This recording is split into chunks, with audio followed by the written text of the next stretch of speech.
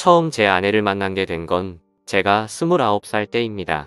재수를 하는 바람에 늦게 대학교를 졸업을 했고 저는 생애 첫 회사를 다니고 있었습니다. 그때 당시 아내는 회사에서 비품과 영수증 관리를 도맡아 하던 계약직 사원이었죠. 그런데 어느 날부터인가 아내는 저에게 자꾸만 마실 거를 건네주는가 하며 퇴근하면 자신이 맛있는 걸 사주겠다고 말을 걸었었죠. 하지만 그때 당시 저는 만나고 있는 여자친구가 있어서 정중하게 거절을 했죠. 그렇게 시간은 빠르게 지나가던 어느 날이었습니다. 여자친구의 생일이 하루 앞으로 다가왔고 저는 몰래 이벤트를 준비하려고 여자친구의 원룸 자취방으로 찾아갔습니다. 그날은 여자친구가 친구들과 생일 파티를 하고 들어온다고 했기에 아무런 생각도 없이 비밀번호를 누르고 들어갔는데 여자친구는 어떤 남자와 단둘이서 바람을 피우고 있더군요. 저는 평소에 자존심이 너무 센 성격이었기에 그냥 별말 없이 준비했던 선물을 집 안으로 집어던지고는 뒤돌아서서 나와버렸습니다. 뒤에서 여자친구의 목소리가 들렸지만 저는 돌아보지 않았습니다. 정말 서로 좋아했고 충격적인 그 상황에 힘들지 않았다면 거짓말이겠죠.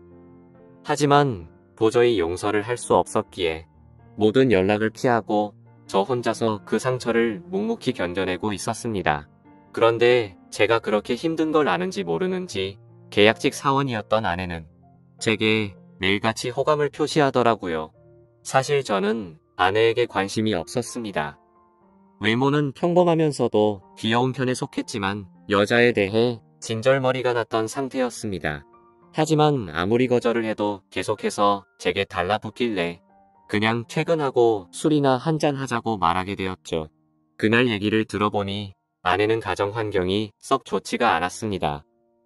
돈을 벌어서 혼자 계시는 어머님과 어린 남동생의 뒷바라지를 하고 있다더군요. 물론 저보다 어린 나이에 기특하게 열심히 사는 모습이 좋아 보였지만 그저 그런 마음일 뿐 아내에게는 전혀 마음이 가지가 않았습니다. 그렇게 퇴근 후 술을 마시는 게 몇 번이 반복되다 보니 점점 외로워져서 정신을 놓은 건지 아내와 함께 시간을 보내게 되었습니다. 사실 그날 이후로 사귄다고 말만 하지 않았을 뿐 다른 연인들처럼 데이트도 하고 사귀는 것과 다름이 없었죠. 그렇게 몇 개월을 지내다 보니 새벽 몇 개 전 여자친구에게서 연락이 오더군요. 사실 시간도 많이 지나게 되어서인지 별로 대수롭지 않게 생각을 하게 되었고 결국에는 헤어졌던 여자친구와 다시 만남을 가지기로 했었습니다. 그로 인해 퇴근 후 데이트를 하던 아내에게는 이제 서로 신경 쓰지 말고 남남처럼 그냥 지내자라고 말을 해버렸습니다. 하지만 다시 만났던 여자친구와는 며칠도 채가지 못해서 다시 끝이 나고 말았죠. 처음에는 대수롭지 않게 생각했지만 만나면 만날수록 그때 있었던 일이 자꾸만 떠오르더군요. 더 오래 만나다가는 제게 의처증이 생겨나 버릴 것 같고 상상만 해도 견딜 수가 없어서 또 다시 헤어짐을 선택하게 됐습니다. 그러던 중 저녁 늦게 지금의 아내에게서 갑자기 연락이 왔습니다. 한참을 아무 말 없이 망설이더니 임신을 했다고 말하더라고요. 사실 그때 그 이야기를 들었을 때는 많은 생각이 들었죠. 정말 임신을 한 게 맞는 건가? 나를 붙잡으려고 지어낸 이야기가 아닐까? 라고 생각도 했고 별의별 생각이 다 들었습니다. 저는 다시 한번 확실하냐고 물었더니 확실하다고 하더라고요. 솔직히 그때 당시 아내에게는 정말 몹쓸 짓을 많이 했습니다. 물론 어린 나이는 아니었지만 갑작스러운 상황에 어떻게 이걸 해결해야 할지 몰라 저는 무작정 아내를 무시하기 시작했습니다. 정말 지금 생각해봐도 제가 너무 무책임하기 짝이 없었습니다. 매일같이 울고 불며 이야기를 했지만 저는 끝끝내 아무 말도 하지 않고 모르쇠로 일관했었으니까요. 그리고 눈물만 뚝뚝 흘리는 어린 아내에게 따뜻한 말 한마디도 한 적이 없었습니다. 그렇게 시간은 지나갔고 아내는 마침 계약직 날짜가 종료되어서 회사에 더 이상 나오지 않게 되었습니다. 솔직히 그때는 저도 모르게 안도감이 먼저 들더군요. 이제는 가시방석에 앉아있을 필요도 없겠구나 하면서 말이죠. 정말 지금 생각해도 저는 천하의 나쁜 놈이었습니다. 아무튼 그날이 있고 나서는 멘탈이 제대로 잡혀지지가 않았죠. 그러다 어느 날 친형과 술을 먹게 되었습니다. 이런저런 이야기를 나누다 결국 지금까지 있었던 모든 이야기를 털어놓게 되었습니다. 당연히 친형은 제게 욕부터 하더라고요. 결국에는 부모님 귀에까지 들어가게 되었습니다. 집에서는 난리가 났었죠. 아버지께서는 남의 자식 망쳐놓고 뭐 좋은 일 있다고 매일같이 술이나 마시고 다니냐고 엄청 화가 나셨습니다. 어머니와 친형까지 저의 행동에 엄청나게 비난을 했었고 부모님께서는 집에 한번 데리고 오라고 하셨고 저는 또 모르쇠로 일관했습니다. 하지만 어느 날 형은 제 휴대폰 연락처를 뒤지게 되었고 아내의 연락처를 알아내어서 저를 제외한 가족들이 아내를 만나게 되었습니다. 그러고는 며칠 뒤에 저는 모르게 아내를 집으로 부르셨습니다. 저는 당연히 아무 생각 없이 친구들과 술을 마시고 늦게 집으로 들어갔는데 제 아내가 집에 와 있어서 정말 얼마나 깜짝 놀랐는지 모릅니다. 일단 어쩔 수 없이 저는 아내와 나란히 부모님 앞에 앉게 되었고 부모님께서는 앞으로 어떻게 할 거냐고 화를 내셨습니다. 저는 그냥 술김에 짜증도 나고 이 상황을 빨리 벗어나고 싶은 마음이 컸습니다. 그래서 홧김에 저는 그냥 결혼할 테니까 더 이상 좀 그만하라고 앞으로 이 문제로 왈가불가하지 말아달라고 말했습니다. 솔직히 홧김에 그런 말을 하긴 했지만 당연히 그때 당시 저는 이 말을 한다고 해서 정말 결혼할 생각은 없었습니다. 부모님 역시 그러라고 말씀하실 일은 절대 없다는 확신에 차서 한 말이었죠. 하지만 예상외로 아버지께서는 그때 그 자리에서 또박또박 말씀하시더군요. 그러면 지금 처자본 부모님이랑 조만간 만나서 이야기를 하고 싶으니 부모님이 시간 되실 때 자리를 한번 마련해보자고 하시더군요. 이때 당시도 설마라는 생각을 가지고 있었고 술에 취해서 그냥 대충 상황을 정리하고 얼른 일어나서 제 방으로 들어가 버렸습니다. 그렇게 아내는 집으로 돌아갔고 저는 술이 점점 더 올라오더니 제게 말도 없이 집에 찾아온 게 너무 화가 나더라고요. 그래서 새벽 늦은 시간에 전화를 걸었습니다. 차마 입에 담을 수 없는 욕이란 욕을 다 하면서 막말을 엄청 쏟아냈습니다. 아내는 저희 부모님이 비밀로 하라고 해서 미리 말 못했다며 그저 미안하다고 울기만 하더라고요. 아무튼 그날 이후로는 부모님과도 말을 하지 않았습니다. 그러자 부모님께서도 저를 없는 사람 취급하시더군요. 그러다가 며칠이 지나서 친형이 제게 얘기 좀 하자고 부르더군요. 무슨 일인가 싶어서 형과 이야기를 하는데 오늘 부모님께서 아내분 어머님을 만나 뵙고 왔다는 이야기를 제게 해주더라고요. 오늘 가보니 그쪽 상황이 많이 힘든 걸 알게 되었답니다. 얘기를 해보니 아내가 벌던 돈들은 전부 처가댁에 장모님과 처남의 생활비로 다 들어갔었고 지금까지 아내가 모아놓은 돈도 없다고 말하더군요. 그쪽이 형편이 좋지 않아서 당장 혼수조차 부담하기가 힘든 상황이라며 제게 어떻게 하려고 이런 일을 벌인 거냐고 묻더라고요. 저는 그 말을 듣고 속으로 만세를 불렀습니다. 이제 부모님께서도 이 결혼을 포기하시겠구나라는 생각이 들었던 거죠. 그리고 그때 당시에 저도 취직을 한 지 얼마 되지 않았었기에 모아둔 돈이라고는 고작 1,000만 원 가량 밖에 없었거든요. 하지만 보수적인 성격이었던 저희 부모님은 고집을 꺾지 않으셨습니다. 결혼식이야 가족끼리 조촐하게 치르면 되는 거고 집 문제야 본가에서 같이 살면 다 해결되는 문제니 뭐가 문제냐며 제 기대를 꺾어버리셨습니다. 결국 순식간에 결혼 날짜를 잡게 되었고 일정대로 척척 진행이 되더군요. 저는 그때부터 너무 당황했고 속이 타들어갔습니다. 그렇게 좋아하지도 않았던 여자랑 결혼을 해서 평생을 함께 할 생각에 암담하더군요. 그리고 부모님의 고집만 내세우니까 점점 화가 나서 크게 대들기도 했습니다. 제 앞으로의 인생이 달린 문제인데 왜 이렇게 무책임하게 진행하냐고 화를 냈죠. 그러자 부모님은 네가 저지른 문제는 성인이 된 네가 책임지는 게 맞는 거고 네가 결혼한다고 하지 않았냐고 되묻자 저는 할 말이 없어졌습니다. 그냥 그때 당시에는 모두가 저를 망치게 만들려고 하는 것만 같아서 사소한 거 하나하나 다 마음에 들지 않았고 고슴도치처럼 모든 게 날이 서서 삐뚤게 느껴졌습니다. 아내에게도 못된 말을 계속했습니다. 이따위로 억지로 결혼한다고 달라질 것 같냐며. 나를 만나봤자 돈도 없어서 아무것도 못 해줄 거고 시집살이가 그렇게 호락호락할 것 같냐고 말했습니다. 그리고는 정말 너한테 잘해줄 자신이 없으니까 고집 피우지 말라고 했죠. 하지만 제가 그런 말을 할 때마다 자신이 더 잘하겠다며 말하는데 너무 답답하고 그 상황이 싫었습니다. 심지어 친한 친구 놈들 몇몇과도 술을 먹다가 이 이야기가 나오면 친구들은 온갖 욕을 제게 했죠. 그래서 점점 이 일로부터 자유로워지고 싶다는 생각이 들기 시작했고 결국 제 책임을 통감하고 모든 사람의 뜻대로 그냥 결혼을 하기로 마음을 먹었습니다. 하지만 너무 삐뚤어져 있었던 저는 그렇게 마음을 먹고도 막말을 입에 달고 살았죠. 부모님께는 잘 살 자신이 없으니 행복한 결혼 생활을 할 거라는 기대는 하지도 말라고 했고 아내에게도 늘 차갑게 몹쓸 말들을 많이 했습니다. 그리고 결국에는 결혼을 하게 되었습니다. 정말 좋아서 한 결혼도 아니었으니 신혼생활은 말할 것도 없었습니다. 신혼여행은 해외여행은커녕 국내에 있는 흔한 여행지로 갔습니다. 심지어 그곳에 가서도 아내는 내팽겨쳐두고 혼자서 이곳저곳 돌아다녔고 거의 말도 하지 않았습니다. 그리고 나서 일상생활을 하면서도 퇴근하고 집에 들어오면 게임을 하거나 TV를 보면서 지낼 뿐 아내와는 일상적인 대화는 나누지도 않았습니다. 그리고 주말이나 노는 날에는 저는 항상 밖에서 친구들과 놀고 술을 먹다가 들어오고는 했죠.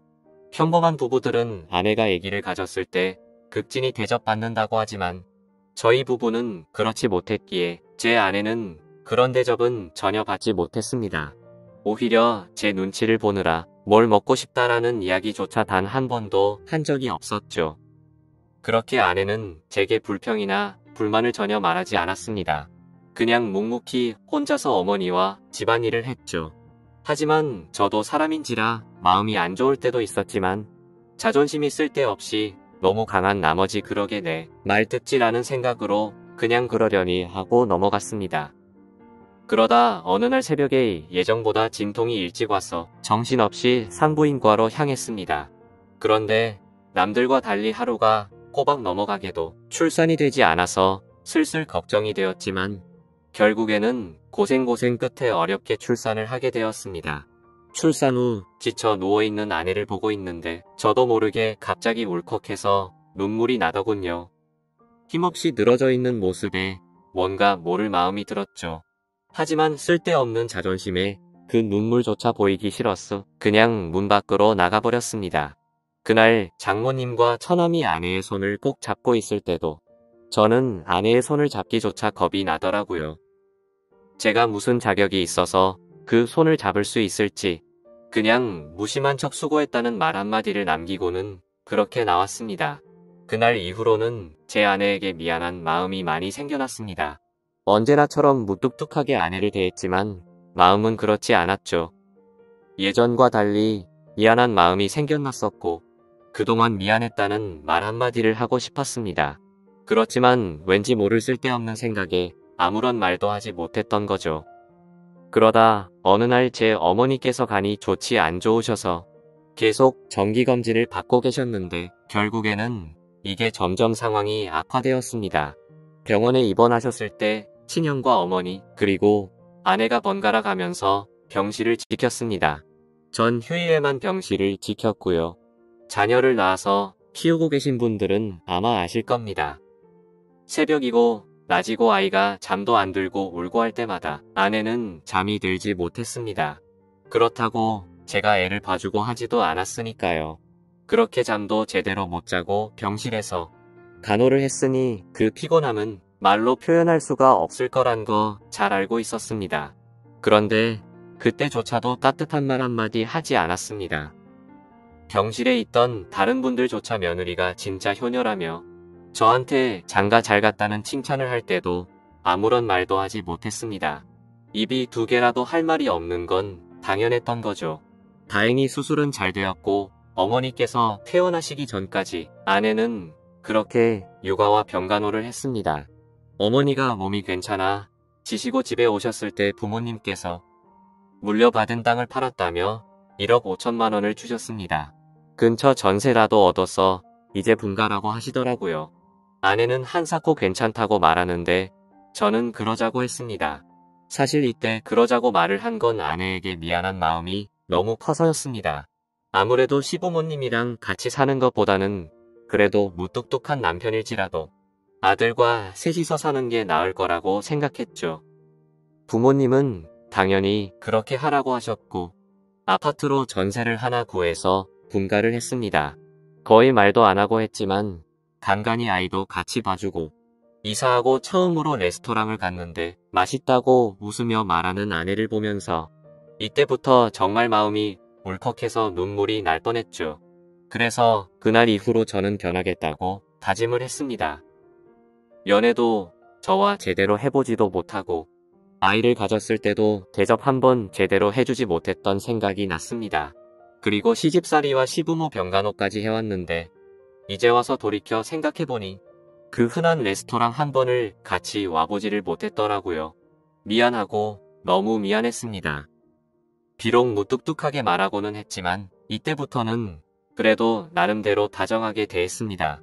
그러다가 장모님께서도 평생 겪고 계신 질환으로 많이 아프시기도 했고 처남도 중학생이라서 아내는 간간히 처가에 들려서 집안일을 돕고 집에 들어오고는 했습니다. 나중에 알게 된 사실이지만 장모님께서는 류마티스 관절염을 손가락 마디마디에 걸리셨습니다. 이게 집안일을 하거나 할 때 끔찍할 정도로 아프다고 하더라고요. 하루는 그런 아내가 너무 안쓰러웠고 장모님과 처남까지 마음에 많이 걸렸습니다. 그래서 저는 아내에게 말했습니다. 그냥 장모님이랑 처남 다 같이 여기서 지내자고 말했죠. 진심으로 한 말이었습니다. 그랬더니 아내가 이러더군요.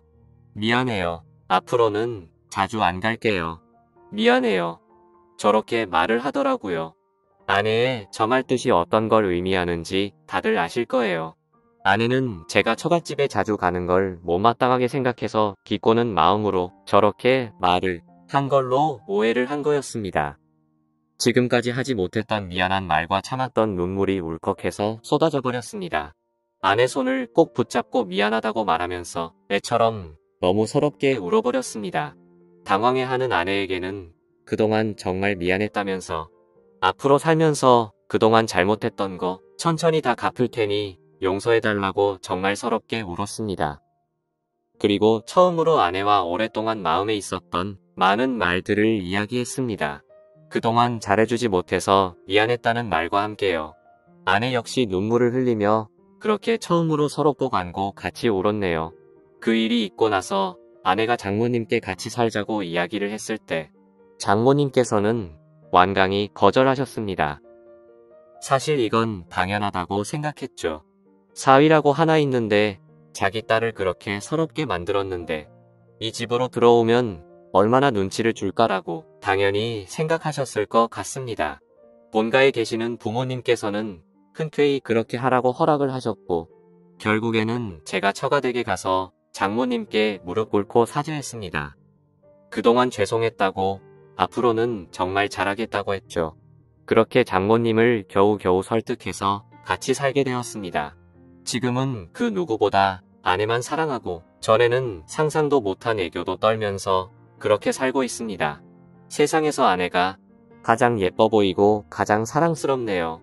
집안일도 제 나름 열심히 돕고 있고 육아도 열심히 하고 있습니다. 그리고 아내와 저 사이에는 예쁜 딸아이도 한 명 더 생겨났고 더 예쁜 가정을 이루게 되었죠. 이게 제게 있었던 5년 전 이야기입니다. 지금은 장모님과 처남 그리고 제 아내와 자식들 이렇게 6 식구가 다 같이 행복하게 살고 있습니다.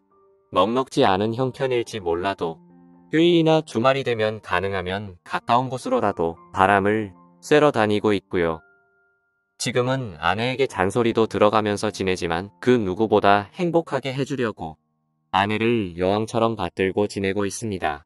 그런 저를 기특하게 보셨는지 장모님도 항상 우리 사위가 최고라며 저를 감싸주시고 온 가족이 서로를 너무 애틋하게 생각하고 행복한 나날을 보내고 있네요. 지금은 정말 그 어느 때보다 행복합니다. 제 착한 아내 덕분에 저의 못난 모습들이 고쳐진 것 같아서 정말 고맙게 생각합니다.